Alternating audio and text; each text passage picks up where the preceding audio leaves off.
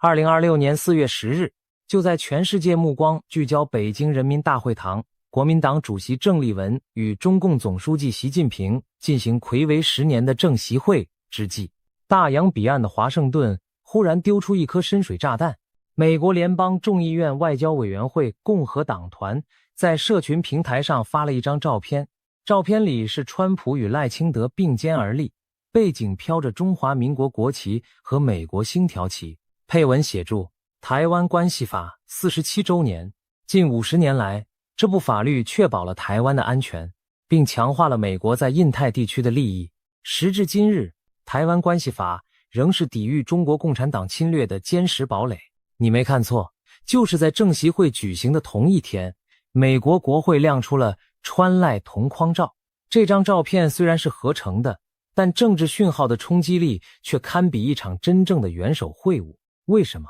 因为你要知道，自从1979年台美断交以来，将近半个世纪了，美国官方从来没有把台湾总统和美国总统的照片摆在一起，背后还放上两国国旗，这是破天荒的头一遭。而且出手的不是什么民间组织，不是什么智库或者媒体，是美国众议院外交委员会的多数党团，那可是掌握美国外交议程的核心机构。国际政治观察家方恩格一针见血地指出，赖清德根本不是台湾关系法的推手，却被放上这张海报，这释放了极其强烈的政治讯号，代表美国共和党明确支持赖清德政府，同时也有反制政协会的浓厚意味。所以今天我们不聊别的，就从这张照片出发，深入解析台美中三角关系正在经历的一场史无前例的质变。我们来看看为什么说这张照片秒杀政协会，为什么北京精心策划的和平攻势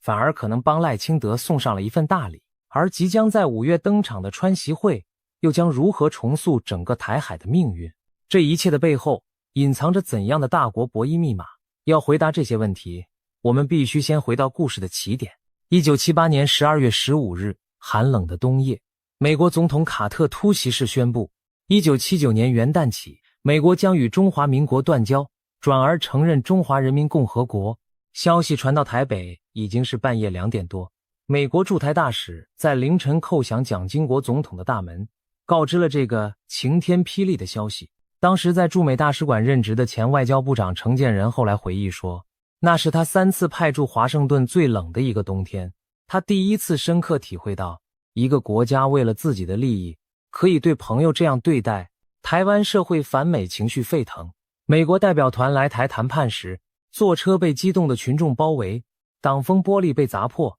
那种恐惧和愤怒，如果你是那个年代的台湾人，你一定能体会。但就在这片绝望之中，美国国会做了一件事，挽救了台美关系的命脉。当时的参众两院议员普遍不满卡特总统在国会休会期间做出如此重大的政策决定，而且事先完全没有征询过国会意见，于是他们自行研拟了一部法案，叫做《台湾关系法》。1979年3月28日和29日，众议院以339票赞成，50票反对，参议院以85票赞成，4票反对，压倒性通过。卡特总统在4月10日签署生效。注意这个日期，4月10日，这就是为什么47年后的同一天，那张川赖同框照会出现的历史背景。台湾关系法有多重要？它的核心条文是这样写的：任何企图以非和平方式决定台湾的前途之举，包括使用经济抵制及禁运手段在内，将被视为对西太平洋地区和平及安定的威胁，而为美国所严重关切。白话翻译就是，你敢动台湾，美国不会坐视不管。美国前总统雷根更说过一句话，美国对台湾之关系受国会法律之规范，因此是正式关系。你听到了吗？雷根说的是正式关系，也就是说，虽然我们在名义上断交了，但在法律层面上，这个关系从来就没有真正断过。有了这个历史脉络，我们再来看今天的局势就清楚多了。半个世纪以来，台美关系就像一棵被压在巨石底下的树，官方层面不能公开交往，不能互设大使馆，不能称呼对方的外交官为大使，什么都不能。但是这棵树一直在暗处生长，通过军售，通过经济合作，通过情报共享，通过人员交流，根系越扎越深，枝叶越长越茂。而2026年4月10日，这张照片就像是有人搬开了压在树上的那块巨石，让全世界第一次看到了这棵树的真实面貌。好了，时间线拉到川普的第2任期，2025年1月，川普重返白宫。川普这个人大家都知道，他做事不按常理出牌，一切以交易为导向。上任之后，先是对全球挥起关税大棒，台湾也没能幸免，一度被课征 32% 的对等关税。那段时间台湾社会人心惶惶，民调显示 86% 的民众认为关税将对台湾经济带来重大冲击， 57% 的人觉得川普时代的美国不值得依靠。你能想象吗？超过一半的台湾人开始怀疑自己最重要的盟友。但赖清德政府并没有慌，他们迅速展开谈判，最终在2026年1月15日达成协议，关税降到 15% 不叠加。台湾承诺2500亿美元的对美半导体和科技制造投资。川普还把台湾的承诺列进他的本周政绩里面，发了一篇标题叫做在川普领导之下美国胜利不断的新闻稿。有网友在 PTT 上看到这个消息直呼台股保住了，还有人酸说这就是胖虎把勒索大熊成功列为战绩。但不管怎么说，危机暂时化解了。在这段期间，台美关系经历了一段非常微妙的震荡期。一方面，川普为了跟习近平谈判，据彭博社和金融时报报道，一度暂缓了台湾国防部长访美的行程，也挡下了赖清德过境纽约的安排。美军穿越台湾海峡的消息也不再高调公布。川普甚至在2025年10月的川习会后说，会谈中没有讨论台湾议题。这些动作让台湾方面非常紧张，生怕自己被当成美中交易的筹码。但另一方面呢，事情又有了戏剧性的反转。2025年11月，美国接连公布2笔总金额超过10亿美元的对台军售案。12月2日，川普签署了台湾安全保障实施法案。12月17日，更宣布了高达110亿美元的精密武器对台军售。你说这是什么操作？左手挡你的国防部长访美，右手卖你110亿美元的武器。这就是典型的川普风格，一手打压，一手拉拢，让所有人猜不透他的底牌。但最终结果是什么？结果是台湾得到了比以往更多的军事装备。而赖清德呢，他也没有坐以待毙，他展开了一场堪称教科书级别的外交攻势。2025年10月，他接受美国保守派电台 The Clay Travis and Buck Sexton Show 节目专访。这个节目在400多家电台播出，覆盖美国广大保守派选民。在专访中，他说了一句让全世界都记住的话：如果川普总统能够让习近平永远放弃对台发动武力攻击的话，川普总统必然是诺贝尔和平奖的得主。这句话说得多漂亮，川普最想要什么？他展现大动作，多次向外界强调自己在世界各地解决了许多冲突，表现出极度想要获奖的态度。赖清德精准抓住了川普的心理，把台海和平跟川普的个人荣耀绑在一起，而且还隐含了一层意思。你看，我不是要对抗中国，我是要和平，我只是希望你帮忙确保这个和平是永久的。白宫随后也给了正面回应，说川普值得多次获得诺贝尔和平奖的肯定。你看，外交博弈有时候不是靠武力，不是靠经济制裁，而是靠一句恰到好处的恭维。再来到2026年1月底，第6届台美经济繁荣伙伴对话在华府举行。这个机制最初是在川普第1任期创立的，但这次是第一次实体面对面对谈，而且举行的时候，华府遭遇了强烈的冬季风暴，联邦政府办公机构一度关闭，进入紧急状态。但即便在暴风雪中，双方依然如期召开会议，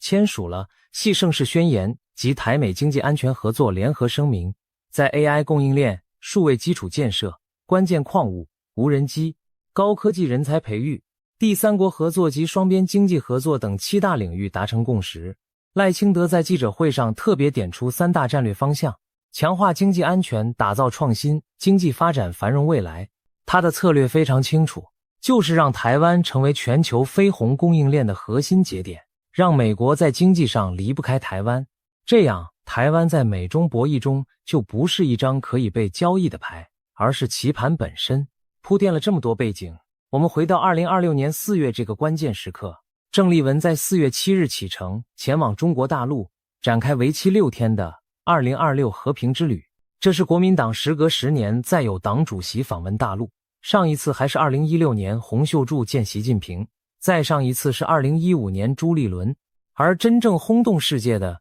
则是2005年连战的和平之旅。郑丽文出发前，国民党中央还发布了一支宣传片，画面上充斥着各种人物以不同场景的日常姿态，躺平配上一句口号：有和平才能躺平，和平最大。台湾两岸信民协会理事长黄清龙看了以后说，只要稍有一点思考能力的人都清楚，这样的和平不是真正的和平。郑丽文的行程安排得非常紧凑，先到南京中山陵谒陵，祭文用民国纪年开头，在19分钟的公开谈话中数度哽咽，提及国父孙中山推翻满清，创立亚洲第一个民主共和国，然后到上海参观外卖巨头美团和滨江工业区，见了江苏省委书记信长兴和上海市委书记陈吉宁，一切都在为4月10日的重头戏做铺垫。4月10日上午11时，北京人民大会堂，这里有个非常有趣的细节，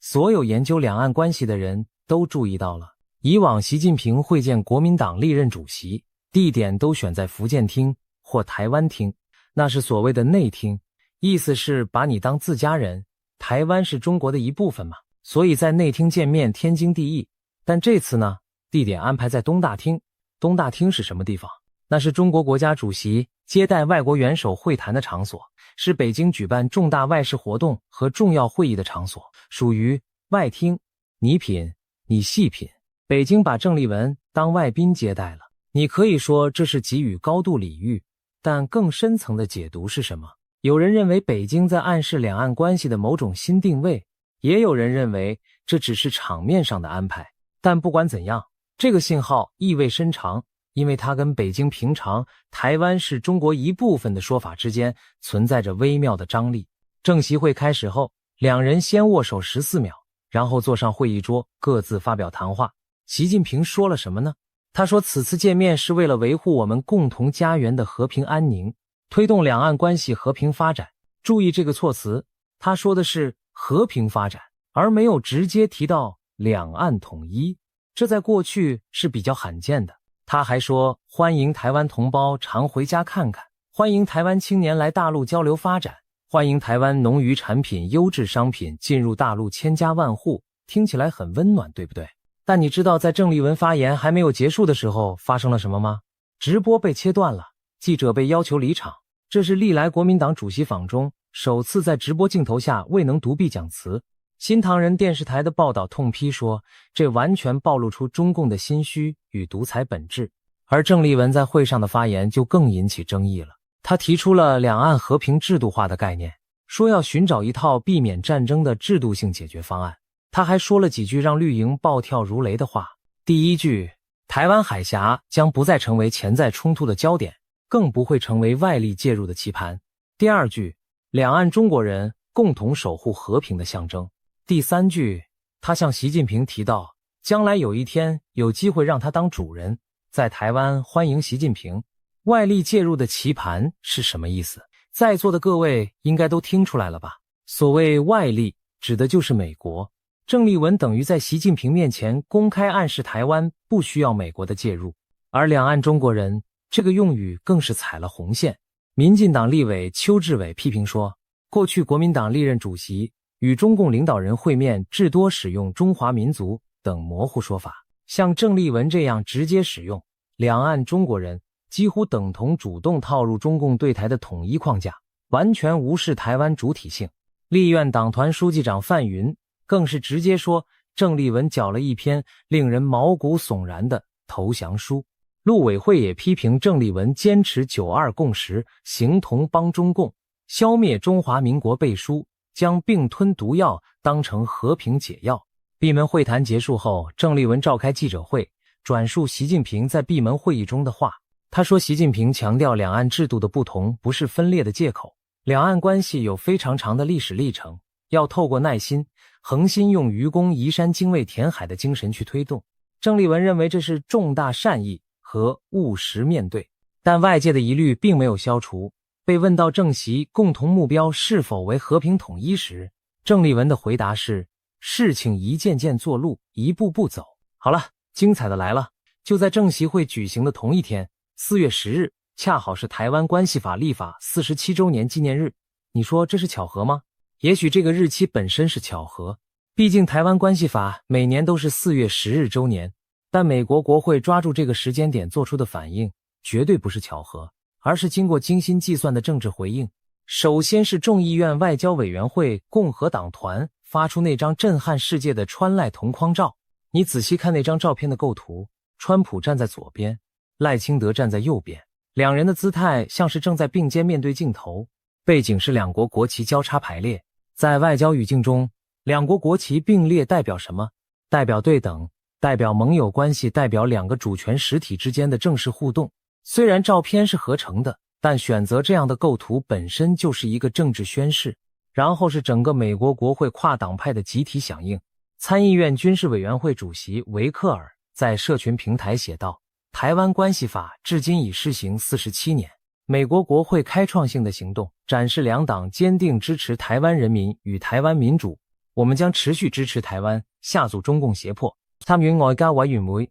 亞太小組主席瑞基茲寫道，台灣仍然面臨中共非法脅迫與誘騙攻勢。我驕傲咁同台灣企埋一塊，美國仍然堅持對台灣防衛與民主嘅承諾。眾院國會台灣連線共同主席迪亞士巴拉特直接回應賴清德嘅推文話，近半世紀前，美國國會通過台灣關係法，喺共有民主價值、經濟連結與雙邊安全利益上關係日益茁壯。身為眾院國會台灣連線共同主席，期待持續強化雙邊關係，堅定反對區域脅迫。另一位共同主席貝拉推文話，身為台灣連線共同主席，喺美國國會推動強化美台關係維繫跨黨派堅定支持嘅工作，我驕傲。眾院美中競爭特別委員會民主黨團亦發文話，台灣關係法47周年，呢個係國會對印太和平穩定最重要嘅承諾之一，國會將持續堅定支持台灣民眾自主決定未來。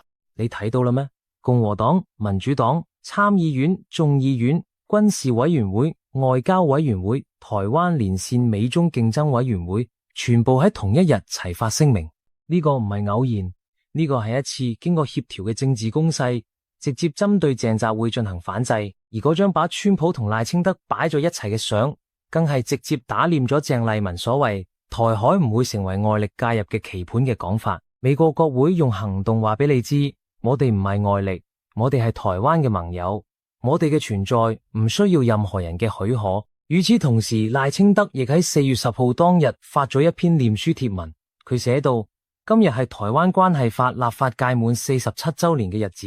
呢部法律加上美國對台嘅6項保證，唔單止係雙方持續深化友誼嘅鐵證，亦係彼此喺民主自由與人權價值嘅共享，更係印太區域穩定安全嘅關鍵基石。然後佢加咗一句意味深長嘅話，我哋對和平懷有理想，但並非不切實際嘅幻想，因為歷史話俾我哋聽，向威權者妥協只係以主權與民主做代價，唔會換嚟自由，更冇和平。呢句說話雖然冇點名，但誰都聽得出嚟佢喺講乜嘢。美國在台協會亦都喺同一日發出聲明，肯定台灣關係法嘅政策架構，使台灣喺民主經濟與社會制度方面均取得令人讚嘆嘅進展，更讓台灣成為舉世稱羨嘅典範。而 AIT 處長谷立言嘅回應更係耐人尋味。佢話美國一貫嘅立場就係希望兩岸穩定來往，歡迎呢次雙方嘅交流，但佢特別強調咗一句話，亦期待北京能夠同台灣所有政黨，特別係民選領袖保持溝通管道。佢仲話台灣唔需要喺對話或者嚇阻之間做選擇，兩者並唔衝突，可以同時進行。呢句話太重要啦，咩意思？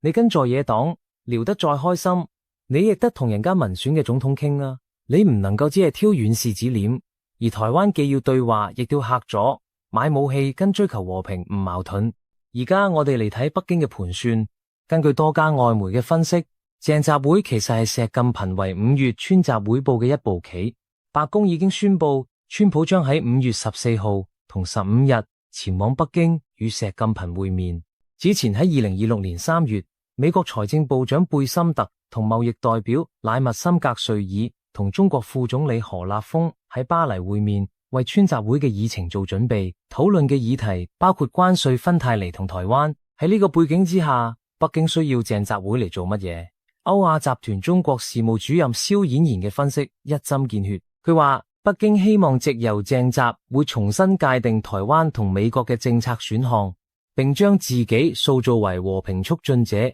借此說服川普對和平統一表達開放態度，或然後對台軍售，以管控緊張局勢。大西洋理事會分析師宋文迪指出，喺5月川習會前，鄭麗文此行可能有助舒緩台海議題引發嘅緊張，包含美國對台軍售。國際危機集團資深分析師楊娃德威更直接話，中國希望藉鄭習會向川普展現其喺台灣嘅盟友喺關鍵政策上同北京步調一致，然後可能利用呢種印象影響川普對美國對台軍售嘅立場。呢個預料將係石近平喺川習會時提出嘅主要議題之一。簡單嚟講，北京嘅如意算盤係咁樣嘅：第一步，讓鄭麗文嚟北京演一場兩岸和解嘅大戲；第二步，讓鄭麗文喺鏡頭前講出台海唔係外力介入嘅棋盤呢種話；第三步，喺5月川習會上攞出呢個證據，話俾川普聽，你睇連台灣嘅在野黨都話唔好外力介入咗，你何必仲賣武器俾台灣呢？何必為咗台灣同我哋對抗呢？但係問題係，美國國會唔買賬。華爾街日報喺鄭習會之後即刻發咗一篇社論，標題叫做《台灣同川習會》，副標題更狠，石近平試圖讓人懷疑美國保衛台灣嘅決心。社論直接警告川普唔好上當，話石近平無疑將利用鄭麗文訪中一事向川普灌輸台灣係中國嘅家務事，以及台灣好多人嚮往共產主義嘅論述。社論仲提醒話，石近平希望華府從唔支持台獨改為反對台獨，呢個聽起嚟只係一字之差，但對北京嚟講卻係天壤之別。因為一旦美國反對台獨，就等於將台灣定位為叛亂省份，讓石近平合理化奪台行動。社論嘅最後一段寫道，如果川普想成為太平洋嘅和平締造者，最佳突破口唔喺北京而喺台灣。賴總統談到以實力求和平，美國更應加速軍售，推動武器共同生產，以及明確表態台灣唔會成為下月川習會嘅談判籌碼。你睇，北京費盡心思布嘅局，被華爾街日報一篇社論俾拆穿咗。而美國國會喺同一日發出嘅密集聲明同嗰張川賴同框照，更係直接宣告唔理你鄭習會談咗乜嘢，唔理你國共點唱雙簧，美國同台灣嘅關係唔會因此動搖。但最具諷刺意味嘅係乜嘢？就喺鄭麗文聲稱呢次訪問大陸係尋求和平嘅同時，台灣國防部監測到喺所謂和平之旅展開嘅2日之內，中共派出咗15架次軍機軍艦對台灣進行軍事施壓同灰色地帶襲擾。民進黨秘書長徐國勇當日表示，請鄭麗文話俾石近平，台灣係一個獨立嘅國家，台灣跟中國互不隸屬，共軍嘅軍艦軍機唔好再嚟襲擾台灣。台灣國防安全研究院資深研究員沈明室亦都話，石近平只係將中共嘅 uni 嘅面貌先收起嚟，改用微笑嘅面貌，講咗好多漂亮嘅話，但實質上仲會暗地展現軍事實力，使用隱性脅迫嘅方式。你估呢叫和平？嘴上講住和平，手裏面揮住拳頭，呢個就係北京嘅真實面目。國台辦隨後喺4月12號宣布咗10項所謂惠台措施，包括台灣農漁產品輸陸旅遊開放及促進青年交流等政策，作為鄭習會嘅大禮包。據國民黨人士透露，石近平喺鄭習會上對鄭麗文印象非常好，閉門會議時更說咗一句：中國人唔打中國人。但問題係，你口頭上話唔打，行動上卻不停咁派軍機軍艦嚟擾台，呢個讓台灣人民點樣信你？綜合嚟睇，鄭習會之後嘅局勢反而對賴清德有利啦。點解咁講？第一，美國國會用前所未有嘅方式表態挺台，川賴同框照嘅政治信號比咩外交辭令都管用。一個在野黨主席跑去北京見石近平，結果美國國會直接亮出咗總統級別嘅同框照，你話邊個贏咗？第二，華爾街日報嘅社論等於提前俾川普打咗預防針，讓佢喺5月川習會上唔太容易被石近平牽住鼻子走。第三，鄭麗文在北京說的那些話，反而激發了台灣內部的危機意識。你看那個反感度飆升到50%的民調就知道了。台湾民众并不买国民党这套和平最大的论述，他们知道真正的和平不是靠向对方示好换来的，而是靠自身的实力和盟友的支持。第四，中共在政协会期间继续派军机扰台，等于自己拆了自己的台，让所有和平之旅的说辞都显得苍白无力。这里我想多聊一个大家容易忽略的角度，你有没有注意到彭博社的报道？他说，对中国而言，政协会也向区域竞争对手日本传递讯号。什么意思？因为日本在台海安全中扮演的角色越来越重要，美日同盟是遏制中国军事冒险的关键。北京通过政协会营造两岸和解的氛围，也是想让日本降低在台海问题上的警觉。德国之声的分析也很到位，他说习近平向台湾在野党打和平牌。分析师指出，此举可能意在川普想让华府软化对台立场。换句话说，郑丽文可能只是北京国际棋盘上的一颗棋子，他以为自己是在为和平奔走，但在大国博弈的视角下，他更像是被利用的工具。东海大学政治系教授张俊豪也直言不讳地指出，郑丽文可能成为北京向国际社群传递特定讯息的有用工具或棋子。还有一个耐人寻味的细节，郑丽文在北京大赞习近平领导下实现全面小康、全面脱贫。旅美中国作家陈破空听到后很酸，说这根本是高级黑，因为中共在疫情期间宣告全面脱贫本身就充满造假疑云，如今连中共官方都不太敢提这个政绩，郑丽文居然在习近平面前大力称赞，恐怕连台下的中共官员听了都不自在。你说这是恭维还是嘲讽？这大概只有天知道了。5月的川习会即将登场，那将是另一场惊心动魄的博弈。据报道，川习会预计在5月14日和15日于北京举行。在此之前，2025年10月的那场川习会是在韩国釜山金海空军基地举行的。川普会后自评，满分12分，双方达成了降低部分关税的协议。中国同意增购美国大豆，但这次不一样了，这次是川普亲赴北京，在习近平的主场进行会谈。大西洋理事会的分析指出，中国最担心川普的不可预测性，而他们正在利用一连串预先安排的会议来迫使川普进入一个可规划的轨道。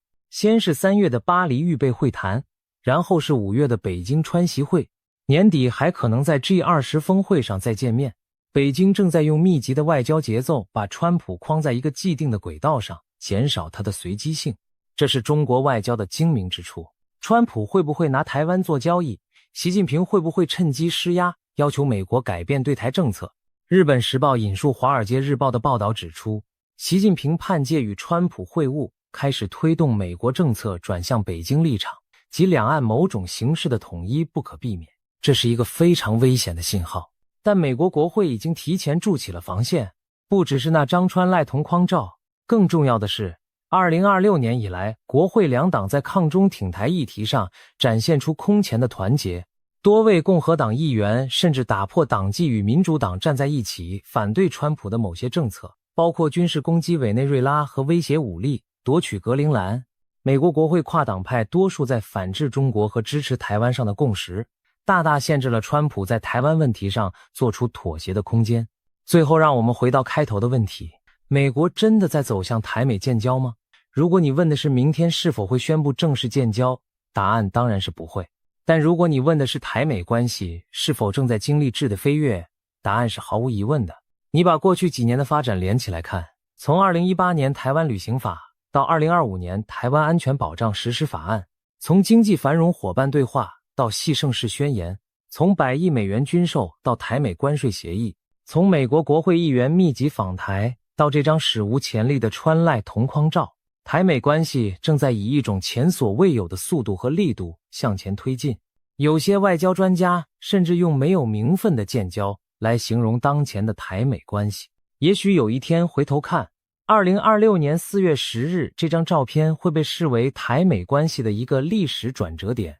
那一天在北京，郑丽文和习近平握手14秒，直播被中途切断。而在华盛顿，一张照片改写了半个世纪的地缘政治叙事。那一天，台湾海峡两岸同时上演了2场大戏，一场是国共领导人时隔10年的重逢，另一场是美国国会以前所未有的方式向全世界宣告，台湾是我们的盟友。这个立场不容谈判，不容交易，不容妥协。历史的车轮滚滚向前，台湾海峡两岸的命运从来就不是由任何一方单独决定的，它是大国博弈的产物，也是2300万台湾人民意志的体现。1979年那个寒冷的冬夜，美国大使在凌晨敲响蒋经国的门，告诉他断交的消息。那一刻，整个台湾陷入黑暗，没有人知道明天会怎样，没有人知道失去美国这个大靠山之后，这座岛屿还能撑多久。有人说台湾完了，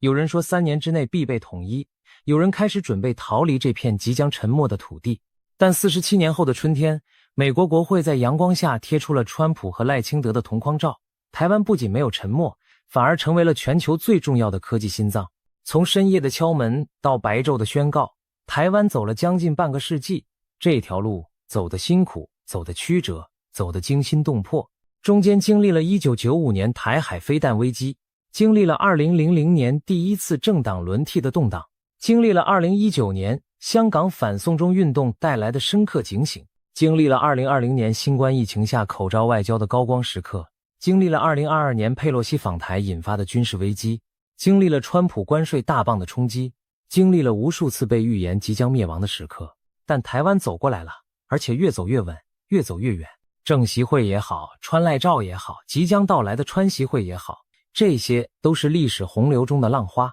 真正决定台湾未来的，永远是站在这片土地上的人们，是他们愿不愿意为自己的自由和民主付出代价，是他们有没有足够的智慧在大国之间找到自己的位置，是他们能不能继续创造出让全世界都离不开的价值。台湾的故事还没有结束，事实上它才刚刚进入最精彩的章节，而4月10日那张照片或许就是新篇章的序幕。不管未来的川习会结果如何，不管大国之间怎么角力，有一件事已经很清楚了，台湾已经证明了自己的价值。你想想看，全球 90% 以上的最先进半导体晶片都在台湾生产，台积电一家公司就掌握了全世界 AI 运算的命脉。如果台湾出事，全球科技产业立刻停摆，从你手上的 iPhone 到美军的精准导弹，全部受到影响。这就是为什么美国不可能放弃台湾，不是因为什么民主价值的浪漫情怀，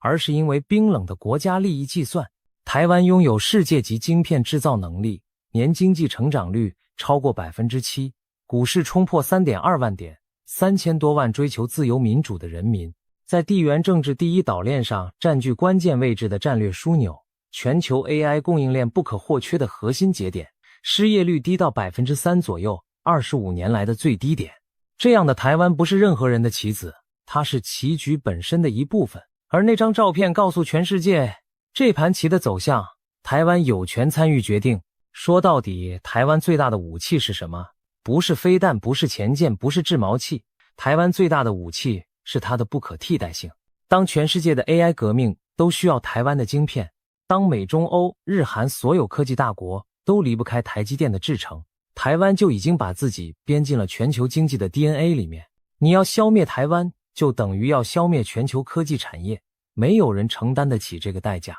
赖清德显然非常理解这一点，他的外交策略核心就是不断强化台湾在全球供应链中的关键地位，让台湾从一个需要被保护的弱者变成不可或缺的伙伴。而那张川赖同框照就是这个策略开花结果的最好证明。